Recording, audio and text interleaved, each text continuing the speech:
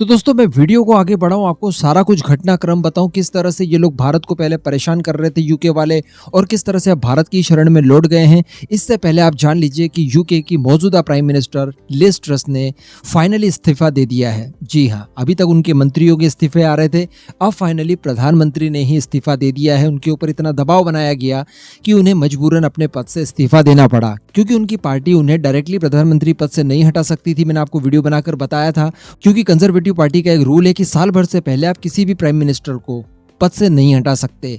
तो आखिरकार Liz truss के ऊपर ही दबाव बनाया गया और फाइनली उन्होंने अपना इस्तीफा दे दिया। तो कुल मिलाकर 2 महीने से भी कम अवधि के लिए वो प्राइम मिनिस्टर रही। इस दौरान उन्होंने यूके की तो बैंड बजा ही बजा दी, लेकिन साथ में यूके के लिए जो फ्यूचर में अच्छे खासे अवसर आ रहे थे, उन अवसरों के ऊपर भी पानी फेर दिया। आप सारी चीज़ें आप विस्तार से जान लीजिए, किस तरह से इन्होंने पहले भारत को शर्मिंदा करने की कोशिश की, भारत के बारे में अनाप शनाप बातें कही और बाद में इन सारी चीज़ों के ऊपर सफाई भी दी। एक तरह से माफ़ी मांगने जैसी बात इन लोगों ने कही। अब आप जानिए बिल्कुल क्रम से। तो दोस्तों हमने देखा कि यूके की गृह मंत्री सुएला ब्रेवरमैन ने किस तरह से भारतीयों को लेकर अनाप शनाप बातें कही। इन्होंने कहा कि एफटीए अगर कर लिया गया तो भारतीयों की भीड़ बढ़ जाएगी यूके में। ये लोग ओवर स्टे करते हैं, वीज़ा खत्म हो जाने के बाद भी ये लोग यहीं पड़े रहते हैं, वापस नहीं जाते। लेकिन जब छानबीन की गई तो पता चला कि केवल 4% भारतीय ही ऐसे होते थे जो कि ओवर स्टे करते थे, वीज़ा खत्म हो जाने के बाद भी यूके में बने रहते थे। हालांकि इसके पीछे भी वैलिड कारण हो सकते हैं। हो सकता है कि कोई बीमार हो गया हो जो कि उस समय वहाँ से नहीं निकल पाया हो सकता है कि किसी का रिलेटिव या किसी का दोस्त बीमार हो, इस वजह से वो बाहर नहीं निकल पाया हो सकता है किसी अर्जेंट काम से गया हो वो वहाँ पर, लेकिन वो काम पूरा ना हुआ हो, उससे पहले वीज़ा खत्म हो गया तो थोड़े दिन स्टे कर लिया हो। तो इस तरह की कुछ इमरजेंसी कंडीशंस आ सकती है जिससे 4% लोग वहाँ पर ओवर स्टे करते थे। हालांकि ये जो 4% का आंकड़ा है ये दुनिया भर के बाकी देशों की तुलना में कम था। जी हाँ, सबसे कम ओवर स्टे करने के मामले में भारत ही था। तो कहने का मतलब जो मैंने उस वीडियो में कहा था आपको कि भारत वाले यहाँ पर कितनी भी अनुशासनहीनता कर ले अपने घर में, लेकिन जब विदेश जाते हैं तो बहुत ज़्यादा अनुशासन से रहते हैं। तो वो चीज़ साबित हुई और वो चीज़ इनके मुंह पर वापस चाटे के तौर पर पड़ी। लेकिन फिर भी इन्होंने इस तरह की बातें कही। अब फाइनली इनके यहाँ पर क्राइसिस इतने ज़्यादा बढ़ गए फाइनेंशियल कि एक के बाद एक मिनिस्टर्स को इन्होंने इस्तीफा दिलवाया। और आज फाइनली खबर निकल कर आई कुछ ही घंटों पहले कि प्राइम मिनिस्टर ने भी फाइनली इस्तीफा दे दिया है और अपना पद छोड़ दिया है। लेकिन दोस्तों यहाँ पर मैंने आपको कुछ बातें बताई थी कि दरअसल ये जो भारत के खिलाफ बयानबाजियां की जा रही है यूके की गवर्नमेंट की तरफ से, इसके पीछे एक कारण हो सकता है। हालांकि ये हाइपोथेटिकल बात थी, दोहराऊंगा मैं आप लोगों के सामने, लेकिन आप खुद अंदाजा लगाइएगा। देखिए, ऋषि सुनक साहब का वहां पर नंबर बहुत ज्यादा हाई था, यानी ऐसा लग रहा था कि ऋषि सुनक ही यूके के प्राइम मिनिस्टर बनेंगे। एकदम एंड मौके पर लिज ट्रस आती है और वो प्राइम मिनिस्टर बन जाती है। लेकिन कहीं ना कहीं उन्हें इस बात की जानकारी थी कि हमारी पार्टी हो या फिर यूके के आम लोग हो, जो वोटर्स हैं, उनके मन में ऋषि सुनक के लिए एक अच्छी इज्जत थी। और जो भी इन्होंने घपले किए इस दौरान जब तक इनकी गवर्नमेंट रही, और इस घपलों के दौरान जिस हिसाब से इन्होंने यूके की दुर्दशा की और ऋषि सुनक की सारी बातें कही हुई बिल्कुल सही साबित हुई। इसके बाद एक और माहौल बन गया, उनके पक्ष में और ज़्यादा पब्लिक आ गई, पार्टी के भी बाकी मेंबर्स उनके पक्ष में खड़े हो गए।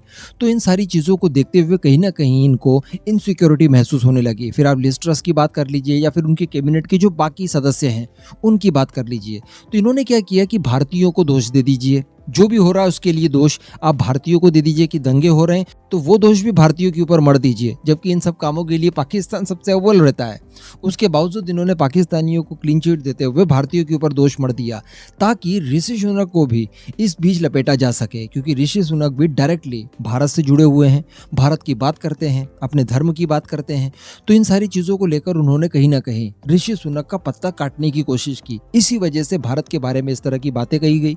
लेकिन इससे पहले जब लिज ट्रस प्राइम मिनिस्टर नहीं थी, एक मिनिस्टर थी, उस दौरान वो कई बार भारत के दौरे पर आई और कई बार उन्होंने एफटीए को लेकर बातचीत कही। यहाँ तक कि इंडो पैसिफिक के लिए उन्होंने भारत के साथ एक डिफेंस संधि को भी जोड़ने की बात कही, जिस तरह से ऑकस बनाया गया था।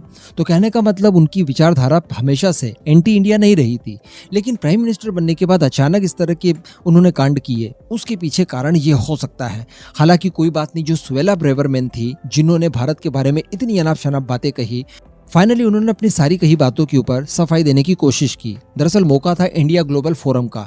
दीपावली के अवसर से पहले इस फोरम को आयोजित किया गया यूके में और इन्हें भी वहां पर बोलने का मौका दिया गया, इन्हें बुलाया गया। तो वहां पर इन्होंने कहा कि देखिए, हम भारत के साथ FTA करने के लिए बेचैन हैं। यह आप आर्टिकल देख पा रहे होंगे। इससे दोनों ही देशों के बीच में व्यापार बढ़ेगा, दोनों ही देशों को फायदा होगा। हालांकि नागरिकता और वीजा को लेकर इन्होंने कहा कि इसमें मैं कोई भी हस्तक्षेप नहीं कर सकती क्योंकि मेरा उसमें अधिकार नहीं रहा। मैंने आपको 3 दिन पहले जो वीडियो बनाकर दी थी उसमें बताया था कि जो भारतीयों के खिलाफ इन्होंने इतनी बयानबाजी की, तो इसके लिए पद से जाना इनका तय लग रहा है। लेकिन उससे पहले जो एक कमेटी बनाई गई है स्पेशली इमिग्रेंट्स के लिए और साथ ही वीजा वगैरह पॉलिसी के लिए, उस कमेटी से सुएला ब्रेवरमैन को बाहर कर दिया गया है। उनके इसी बयान के बाद जो उनको भारत के खिलाफ बयान देने के लिए पहली सजा मिली थी वो यही थी। इस वजह से उन्होंने कहा कि यहाँ पर मेरा कोई हस्तक्षेप नहीं है, लेकिन अगर बात की जाए FTA की तो उसके लिए हम बेचैन हैं। ये बातें उन्होंने कही। देखिए, इसके बाद फिर भारत की तरफ से भी, भारत के वाणिज्य मंत्रालय की तरफ से बयान आता है कि जो FTA के क्षेत्र में जो प्रयास करने चाहिए, जो बातचीत करनी चाहिए, वो काफ़ी सकारात्मक दिशा में चल रही है भारत और UK के बीच में। तो कहने का मतलब FTA की ज़रूरत भारत से ज़्यादा तो UK को थी। ये चीज़ हम लोग शुरुआत से जानते हैं।